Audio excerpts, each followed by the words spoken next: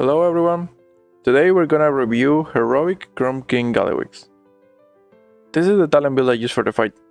It is a pretty normal Flame Shaper build, same as you will find in the guides, just with some very slight modifications for utility made in the class tree, but nothing major, so it's a pretty standard build. Getting into the fight itself, I know the boss is gonna do the healing absorbs right off the bat, like 10 seconds in, so I'm planning to use my first stasis there. I start the fight with a mini ramp, and yeah, I send my stasis and double engulfs on myself right there. And my plan is to release the stasis when the other group gets the healing absorbs. And that is basically my whole plan for phase 1. I'm just gonna be trying to heal both sides of the healing absorbs as much as possible. Obviously, I'm not gonna have a stasis for every single one, but something, right? So they happen very often, so you're not gonna be able to like fully ramp with 2 temporal anomalies for everyone, but still, you can still cover them pretty well. So I'm gonna Emerald Communion here. This is the second healing absorb on my side. I'm always trying to temporal anomaly in a way so that it hits the other group as well, because it still shields them. It's still good value, so you should try to aim for the other group. And now here I am gonna try to ramp on the other side and use a single charge of engulf, so I can still heal and have my boy charges back for stasis.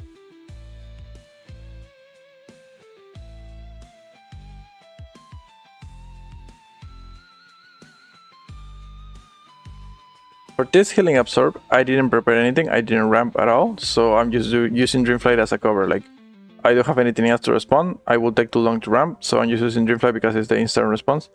I could use Rewind too, yes, but Rewind is not great against healing absorbs because it's not damage you took, it doesn't count as something you can rewind, so it's not great for that. I got stasis back and I want to use it as soon as possible, so I'm using it to heal the other group. But I am not gonna get another absorb on my group to release on because the boss is facing. So I'm just gonna sit on the full stasis for a bit and see when I can get value out of it.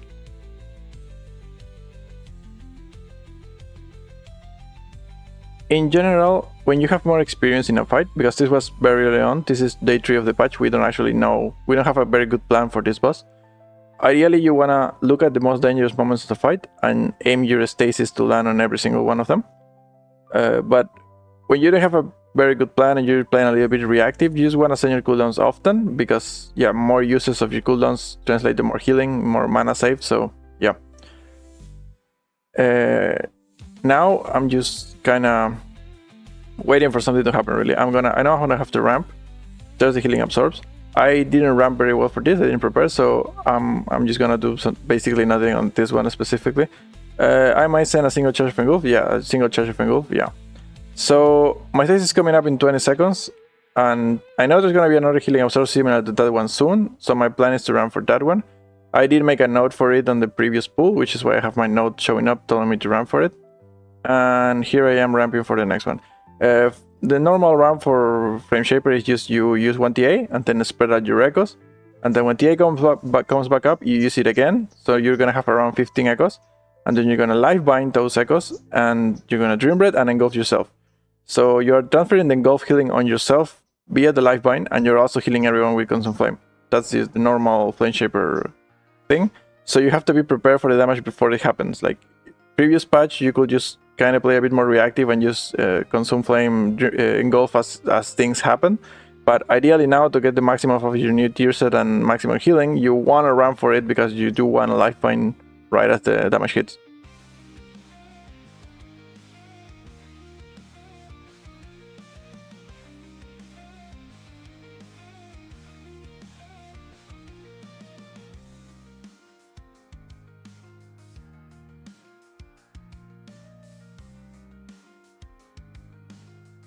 I'm gonna be ramping for Emerald Communion now.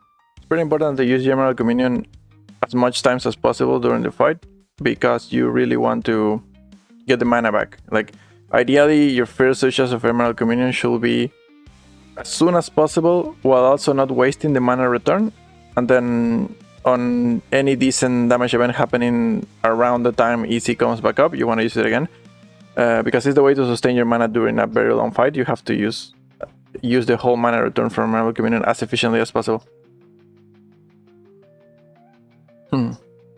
Right, so here you can outrange the orbs, but it's kind of bad because you kind of range the lasers and not take damage from them, but you're also out of range of a lot of your group, and it can heal well. So up to you if you decide to try to range if everyone is a stack, or you just walk around with the melee around the boss.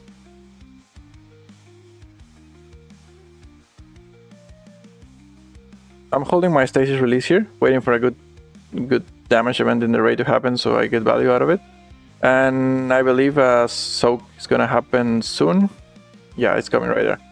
But my stasis is like, it's gonna be low right before it.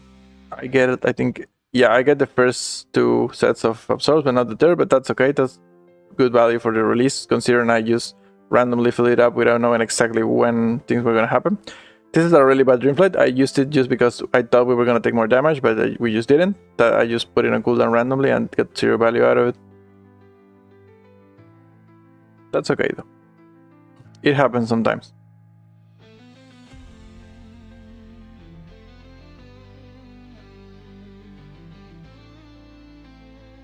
I'm just sending my single charge of engulf there. I don't have enough haste to send 2 engulfs between each stasis right now, so I'm just making sure to send my single charge.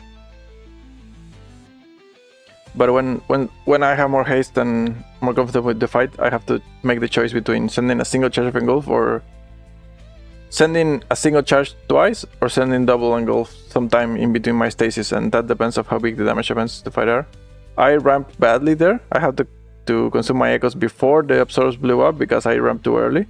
Because yeah, my timings aren't great because the fight is very new to me. Doesn't matter a lot though, I still got decent value out of the Consume Flame.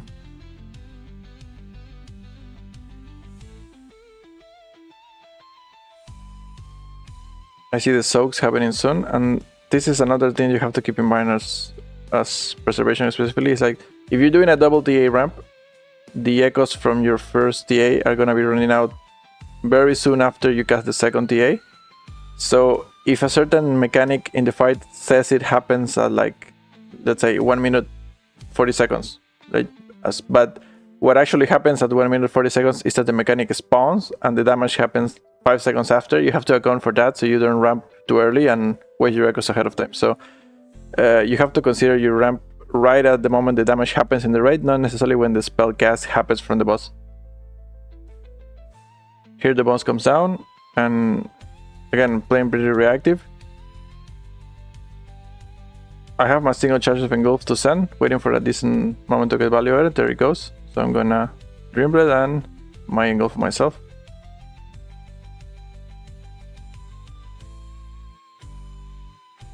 I can see the soaks are gonna happen soon. I'm trying to ramp echoes for it. I have my stasis, but I send my Dreambread, and because I took too long on my single charge of engulf, I'm not gonna have Dreambread now, so I cannot stasis. I would have loved to send stasis on this set of Absorb Shields, but I messed up my Dreambread real bad, so I don't have it up. Running around the room now, and just looking for a place to use my stasis, and I think I'm just gonna send it right here. Yeah, there it goes, just to get the hit right back up.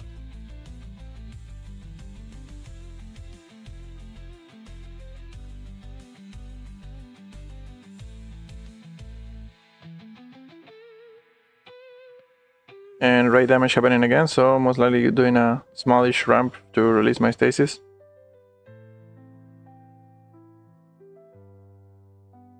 There you go. I have no cooldowns right now, and I'm not gonna have any cooldowns until the boss dies, because it's very low and everything's in a big city, so all I have is my charges of engulf. And the absorbs happen right in the bad spot, so we're just using defensives and pressing every single button to leave it, and sending anything we have to leave the absorbs.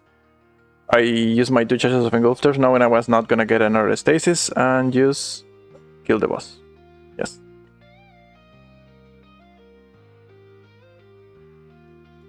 So this is a very good Flame Shaper fight. Evoker feels very good on it. You can cover damage events very well. It feels great, honestly. It's gonna be a bit better with more haste and when you know the fight a bit more, so you can use your engulf more liberally. and better fit them to what's happening on the fight. But yeah, the fight is, in Heroic at least, is very hectic. There's a lot of happening. You gotta use your mobility a lot. You gotta weave in and out of groups to get your Consume Flame to hit the proper group at the appropriate time. But it is very fun. It feels very effective, and you, because you're life binding a lot, you are very tanky. You are not likely to die to anything because you are healing yourself for a lot, really, all the time. So yeah, the fight is great, the spec is great, and it's only gonna get better with a new tier set. I hope you liked the video. I hope you find it useful. If you have any questions about the fight or the timers of anything, please leave them in the comments, and that will be it. Bye bye.